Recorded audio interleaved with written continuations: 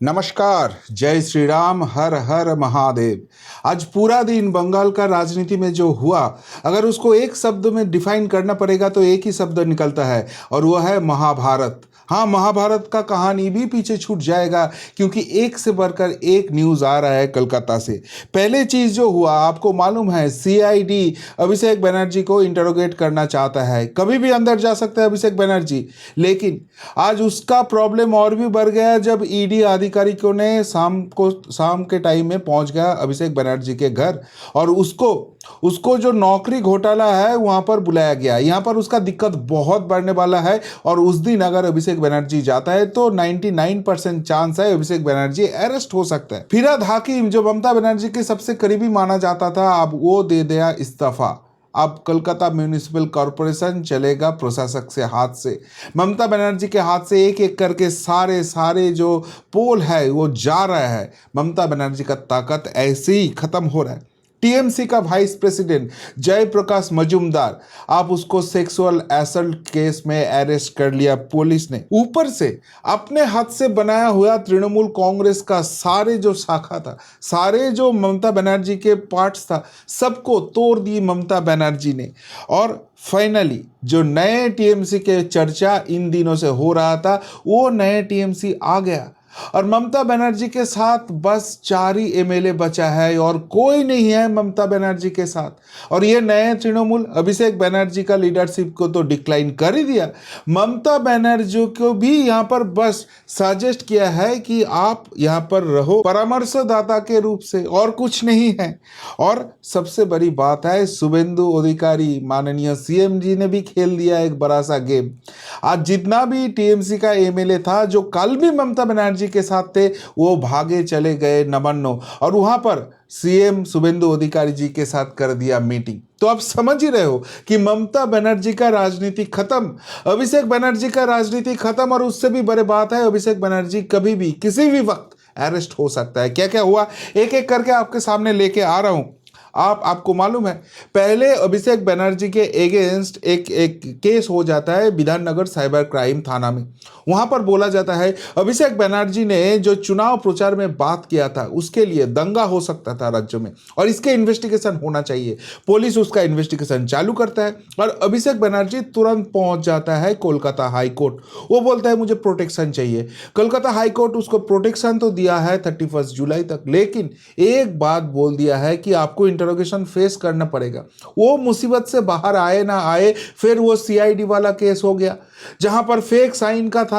उसके बाद सोनारपुर कांड हुआ, सीआईडी ने उसको सेकेंड टाइम नोटिस दिया और आज सुबह भाग के अभिषेक बनर्जी चला गया कलकत्ता हाई कोर्ट। मुझे सीआईडी का केस ने भी मुझे प्रोटेक्शन दे दीजिए। मतलब जो अभिषेक बनर्जी इतने दिनों से बोलता था कि मुझे किसी बात का डर नहीं है, मुझे अब झुका नहीं सकते हो, आप अगर मेरे अगेंस्ट 5 पैसे भी कोई करप्शन लेके आते हो तो मैं खुशी खुशी वहां पर फांसी के मंच पर चढ़ जाऊंगा, फांसी लगा लूंगा। लेकिन वही अभिषेक बनर्जी अभी भागते हुए प्रोटेक्शन के लिए ढूंढ रहा है।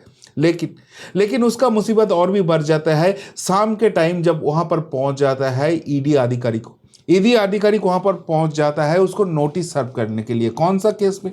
जो नौकरी घोटाला हुआ जिसमें ऑलरेडी अभिषेक बनर्जी का कंपनी लिप्स एंड बाउंड्स का जो सीओओ है जिसका नाम है सुजय कृष्ण भद्र, जिसको कालीघाटेर काकू नाम से जाना जाता था, वो अरेस्ट हो गया है। और उन्होंने अभिषेक बनर्जी के साथ जो बात किया, अभिषेक बनर्जी के नाम लेके जो बात किया है, इसके लिए उसको वॉइस सैंपल टेस्टिंग के लिए बहुत हंगामा किया। तब ममता बनर्जी सत्ता में थे, बहुत कोशिश की कि उसका वॉइस सैंपल टेस्टिंग मत हो, लेकिन ऑनरेबल जस्टिस अमृता सिन्हा उन्होंने कर दिया खेल। उन्होंने वो वॉइस सैंपल टेस्टिंग करा दिया और उस वॉइस सैंपल टेस्टिंग के बाद अभिषेक बनर्जी का जो डर का जगह है वो और बढ़ गया था। और उसी केस में अभी ईडी ने उसको समन कर लिया।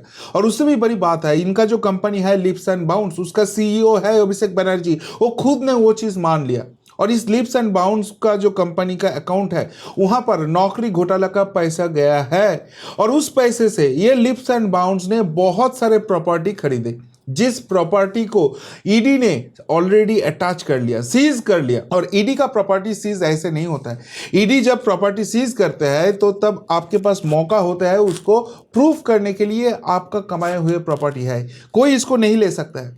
लेकिन वो सारे केसेस में अभिषेक बनर्जी ऑलरेडी हार चुका है। इसके मतलब नौकरी घोटाला का जितना भी पैसा आया उसका मिसयूज हुआ और उसमें प्रॉपर्टी बनाया अभिषेक बनर्जी का कंपनी, वो कंपनी का सीईओ है, सीईओ ऑलरेडी अरेस्टेड है। तो इसके मतलब अगर अभिषेक बनर्जी उस दिन पहुंचता है ईडी के ठिकाना में, तो अभिषेक बनर्जी का नेक्स्ट एड्रेस होगा तिहाड़ जेल या प्रेसिडेंसी जेल, तो उनका तो अरेस्ट होना तैयार है। ये सब जब चर्चा चल रहा था तब दूसरे ब्रेकिंग न्यूज यहां पर आ गया। फिरहाद हाकिम, जो ममता बनर्जी के सबसे करीबी माना जाता था, सबसे बड़े मुस्लिम नेता है यहाँ का, जो बोलते थे दावत इस्लाम देना है, जो बोलते थे कि एक दिन बंगाल का 50% लोग उर्दू में बात करेंगे, जो बोलते हैं जो हिंदू धर्म में जन्म लिया है वो अभागा है, उसका बैड लक खराब है। तो उस फिरहाद हाकिम ने उनको मिनिस्टर किया था, उनको एमएलए किया था और कोलकाता म्यूनिसिपल कॉरपोरेशन का उनका मेयर भी बनाया गया था। तो इस फिरहाद हाकिम ने आखिर में आज रेजिग्नेशन दे दिया कोलकाता म्यूनिसिपल कॉरपोरेशन से।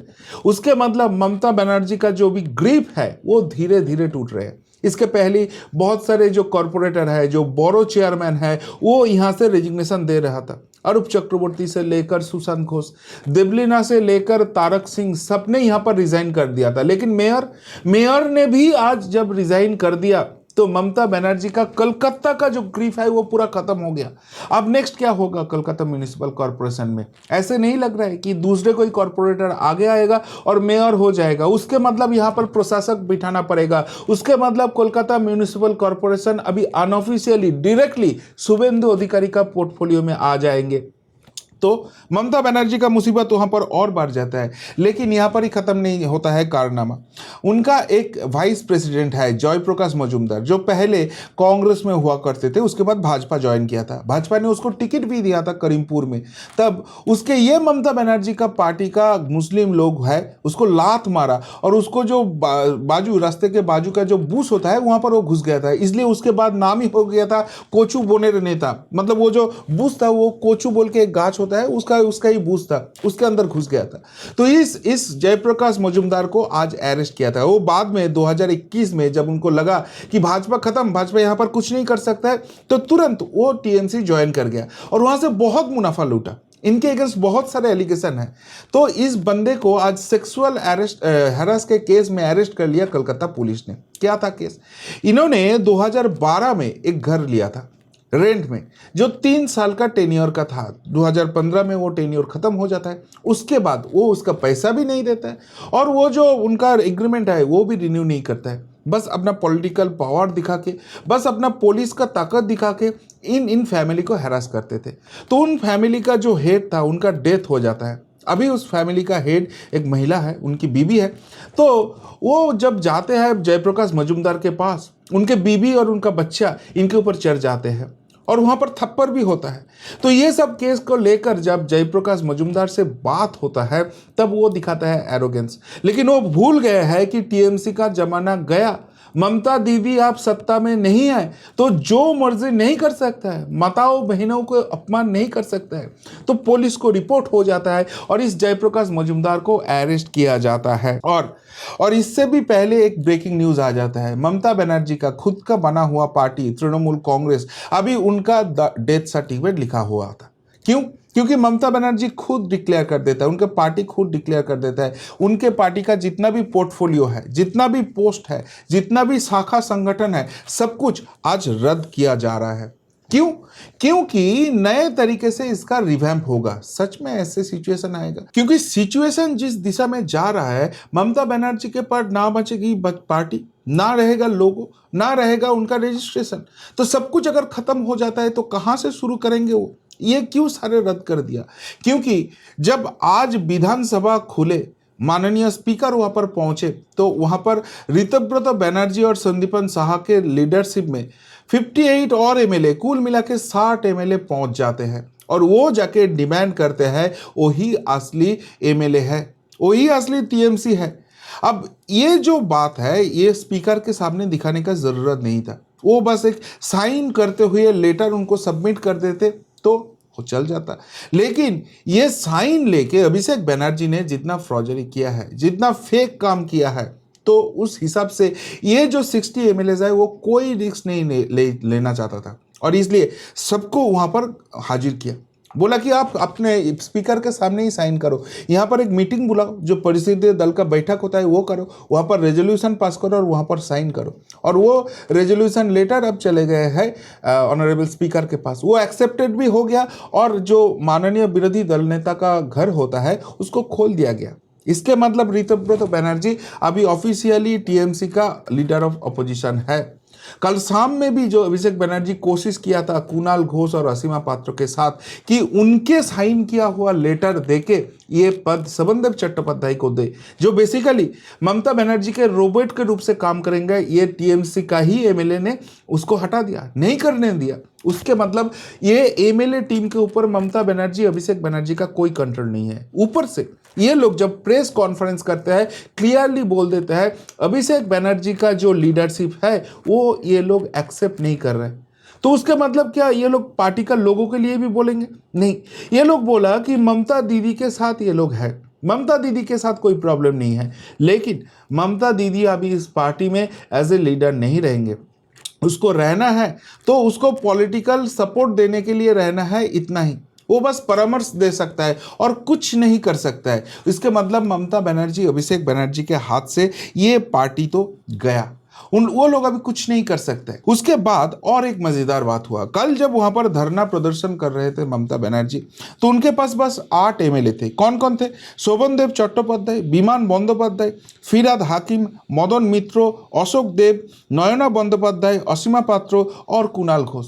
लेकिन आज सीएम शुभेंदु अधिकारी ने बुलाया था प्रशासनिक बैठक, और उस बैठक में कलकत्ता, हावड़ा और साउथ 24 परगना, इन सारे जिलों का जो एमएलए है वो बीजेपी का है या दूसरे पार्टी का है, डजेंट मैटर, सबको बुलाया गया था। क्योंकि यहाँ पर बारिश आ रहा है और यहाँ पर जो ड्रेनेज सिस्टम है वो बहुत खराब है। ऊपर से जो साउथ 24 परगना डिस्ट्रिक्ट है वहाँ पर बार बार लैंडफॉल होता है, बहुत सारे ये अम्फान, आइला, इस टाइप का।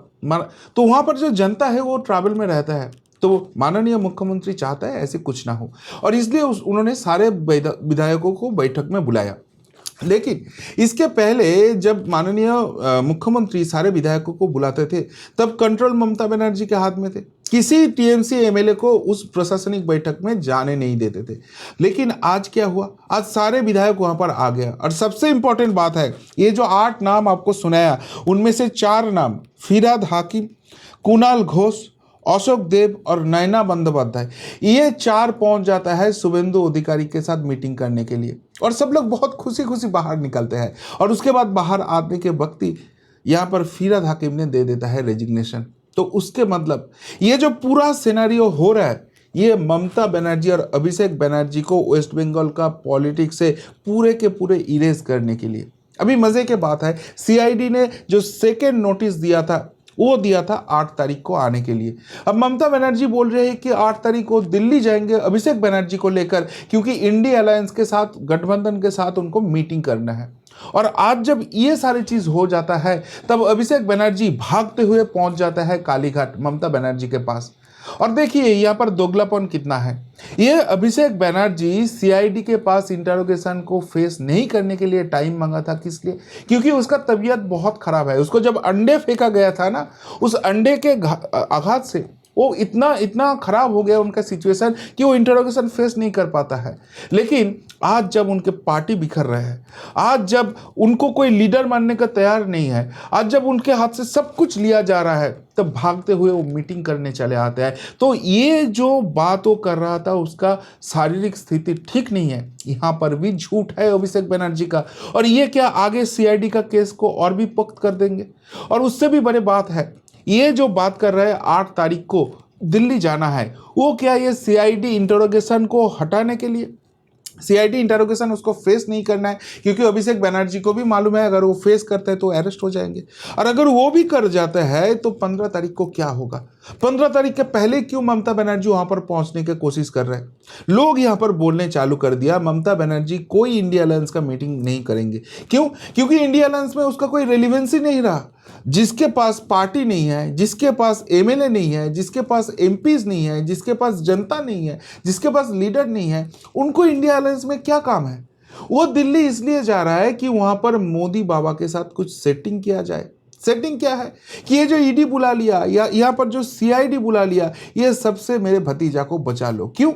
एक हिंट्स आते हैं जब ममता बनर्जी बोलते हैं कि दिल्ली के जो भाजपा का नेता है वो बहुत अच्छे हैं, बंगाल का जो भाजपा का लीडर है वो खराब है। इसके मतलब इतने दिन जो नरेंद्र मोदी जी को, इतने दिन जो अमित शाह जी को गाली दे रहा था, वहां से वो हट रहा है। उनको मालूम है वहां पर सरेंडर करना है तब कुछ हो सकता है, लेकिन सच में ऐसे सरेंडर करने का मौका ममता बनर्जी को मिलेगा? क्योंकि ममता बनर्जी के पास तो अब कुछ नहीं बचा, सब कुछ लिया गया है। अब इस सिचुएशन में अगर थोड़ा सी भी उनको कुछ रहम मिलेगा तो बंगाल का जो जनता, जिनको पिछले 15 साल से ये ममता बनर्जी, ये अभिषेक बनर्जी ने टॉर्चर किया, मेंटली टॉर्चर किया, बहुत तरीके से टॉर्चर किया, फॉल्स केसेस किया, गला दबाया, उन्होंने कभी भाजपा को माफ करेंगे? मुझे नहीं लगता है। राजनीतिक स्थिति को देखकर भाजपा उसको 1 इंच कभी जमीन देगा। अगर देता तो पार्टी उनसे ऐसे नहीं छीना जाता था। ये जो बड़ा गेम हुआ, आपको पहले ही बोला, यहाँ पर भयंकर तो धुरंधर है, और वो धुरंधर कौन है उसके पर्दा धीरे धीरे खुल रहा है। और इसलिए शुभेंदु अधिकारी जी के साथ मीटिंग करते हुए ही फिरहाद हाकिम यहाँ पर रेजिग्नेशन दे देता है। यहाँ पर ऋतव्रत बनर्जी 60 एमएलए लेके असली रियल टीएमसी डिमांड करके ममता बनर्जी और अभिषेक बनर्जी को डिनाई कर देते हैं। तो ये जो खेला हो रहा है सबको मजा आ रहा है, लेकिन सबसे बड़ी बात है ममता बनर्जी ने जो पाप किया था 15 साल का, उसका सजा भुगतना पड़ रहा है। क्वेश्चन है, आंसर क्या? उसके लिए तो हमको वेट ही करना पड़ेगा। क्या बोलेंगे ममता बनर्जी और अभिषेक बनर्जी का आज का ये हाल लेके? अगर कुछ बोलना है तो जरूर कमेंट बॉक्स के कमेंट करके बोलिए। अभी के लिए इतना ही, मिलता है बहुत जल्द नए वीडियो के साथ। नमस्ते, जय हिंद, वंदे मातरम।